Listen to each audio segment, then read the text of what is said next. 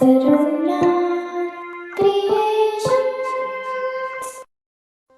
everyone, welcome to Saruna Creations, Madurai Manavai சமையல்.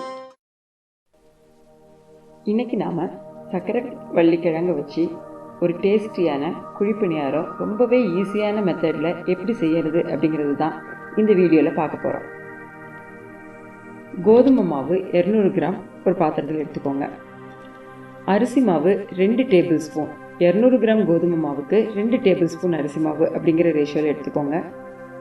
உப்பு ஒரு சிறு கையளவு, அது அந்த இனிப்பை நமக்கு தூக்கி காமிக்கிறதுக்காக மட்டும்தான் இந்த உப்பை போடுறோம், டேஸ்ட்டுக்காக இல்லை. சமையல் சோடா இல்லைன்னா ஆப்ப சோடா ஒரு 1/4 டீஸ்பூன், பணியாரம் கொஞ்சம் உப்பி வரணும் அப்படிங்கிறதுக்காக இந்த சமையல் சோடா சேர்க்குறோம். இப்போது இந்த மாவு உப்பு எல்லாத்தையும் கையால் நல்லா கிளறி விட்டுக்கோங்க. தண்ணி எதுவும் சேர்க்காம கிளறி விட்டுக்கோங்க. இப்போது சுக்கு பொடி 1/4 டீஸ்பூன், வாசனைக்காக. நெய்யில் செய்கிற இந்த பணியாரத்தை நம்ம சாப்பிடும்போது 2-3 பணியாரம் சாப்பிட்டோன்னே ஒரு மாதிரி நெஞ்செரிச்சல் மாதிரி இருந்ததுன்னா அதுக்காக தான் இந்த சுக்கு சேர்க்குறோம். வாசனைக்கும் ரொம்ப நல்லாயிருக்கும். இதையும் சேர்த்துட்டு நல்ல இந்த மாவையும் கலந்து விட்டுருங்க. இப்போது துருவின வெல்லம், மண்டை வெல்லமாக இருந்ததுன்னா துருவி எடுத்துக்கோங்க. நாட்டு சர்க்கரை தூள் சேர்க்குறீங்கனாலும் பரவாயில்ல. 150 கிராம் துருவின வெல்லம் எடுத்துக்கோங்க. இதையும் இப்போ நாம் எடுத்து வச்சுருக்கிற அந்த கலந்து வச்சுருக்கிற மாவோடு சேர்த்து நல்லா கலந்து விட்டுக்கோங்க. கலந்ததுக்கப்புறம் கொஞ்சமாக தண்ணி சேர்த்து இதை ஒரு குழி பணியாரம் செய்கிறதுக்கான ஒரு மாவு பதத்துக்கு கொண்டு வர போகிறோம். ரொம்ப தண்ணியாக ஊற்றிடாதீங்க. தோசைமாக இருக்கிற மாதிரி இருக்கக்கூடாது, கொஞ்சம் கெட்டியாக இருக்கணும். அந்த கன்சிஸ்டன்சி கரெக்டாக இருக்கணும். அப்போ தான் நம்ம பணியாரம் உப்பி கல் மாதிரி ஆகாமல் இறுகாமல் நல்ல மெதுவாக சாஃப்டாக வரும். ஸ்வீட் பொட்டேட்டோ, சக்கரவள்ளி கிழங்கு இல்லைன்னா சீனி கிழங்கு எப்படி வேணாலும் சொல்லலாம். இது ஒரு 1/4 கிலோ எடுத்திருக்கேன். இதை துருவறதுக்கு முன்னாடி நம்ம பீல் பண்ணிக்கோங்க.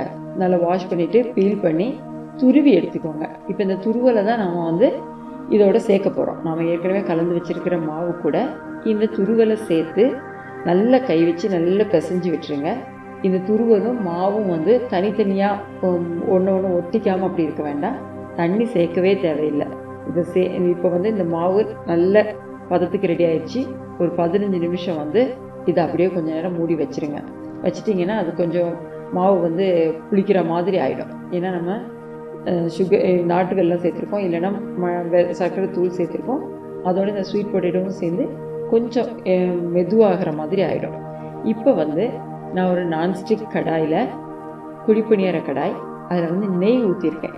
நெய்யில் தான் இதை நம்ம செய்ய போகிறோம். நெய் இல்லைன்னா எடிபிள் ஆயில், சமையல் எண்ணெய் கூட நீங்கள் யூஸ் பண்ணிக்கலாம். ஆனால் நெய்யில் செய்யும்போது பிள்ளைங்களுக்கெல்லாம் நம்ம பயப்படாமல் கொடுக்கலாம். ஏன்னா இது அதிலே நின்று வேகிறதுனால. நெய் கொஞ்சம் சூடான உடனே நாம் எடுத்து வச்சுருக்கிற அந்த பணியார மாவை கொஞ்சம் கொஞ்சமாக எல்லா குழியிலையும் ஃபில் பண்ணிடுங்க. பாதியாக ஃபில் பண்ணாதீங்க. எப்பயுமே பணியாரம் ஊற்றும் போது ஃபுல்லாக அந்த குழி நிரம்புற மாதிரி ஃபில் பண்ணிடுங்க. கொஞ்சம் வெந்ததுக்கப்புறம் நமக்கே தெரியும், பார்த்தா அது பணியார சட்டியிலேருந்து அப்படியே இழகி வரும். அந்த மாதிரி வரும்போது அதை திருப்பி விட்டுருங்க. திருப்பி விட்டுட்டு கொஞ்சம் கோல்டன் ப்ரௌன் ஆகிற மாதிரி, நல்ல பொன்னிறமாக வர மாதிரி.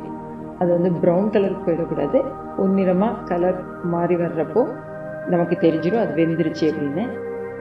ஒன்ஸ் இது வெந்துருச்சுன்னா எல்லா நெய்யவும் இது பிடிச்சிரும். அப்போ தான் அது ஃபுல்லாக வெந்துருச்சு அப்படின்னு அர்த்தம். இப்படி ஆனதுக்கப்புறம் நாம் நெய்யை ஃபுல்லாக குடித்து கிறிஸ்பியாக பணியாரம் ரெடியான உடனே கேஸ் ஸ்டவ் ஆஃப் பண்ணிடலாம். ஆஃப் பண்ணிவிட்டு இந்த பணியாரத்தை எல்லாம் பணியார சட்டியிலேருந்து நம்ம ஒரு கண்டெய்னருக்கு மாற்றிக்கலாம். இப்போ டேஸ்டியான, ரொம்பவே ஈஸியாக எல்லாருக்கும் பிடிக்கிற மாதிரியான சக்கரவள்ளி கிழங்கு வச்சு ஒரு ஹெல்த்தியான ஈவினிங் ஸ்நாக் எப்படி செய்கிறது அப்படிங்கிறத இந்த வீடியோவில் நம்ம பார்த்தோம். நிஜமாகவே இந்த வீடியோ உங்களுக்கு பிடிச்சிருந்ததுன்னா நீங்கள் ட்ரை பண்ணிங்கன்னா உங்களோட கமெண்ட்ஸை கமெண்ட் செக்ஷனில் சொல்லுங்கள். இது வரைக்கும் எங்கள் சேனலை சப்ஸ்கிரைப் பண்ணலைன்னா மறக்காமல் சப்ஸ்கிரைப் பண்ணுங்கள். தேங்க்யூ.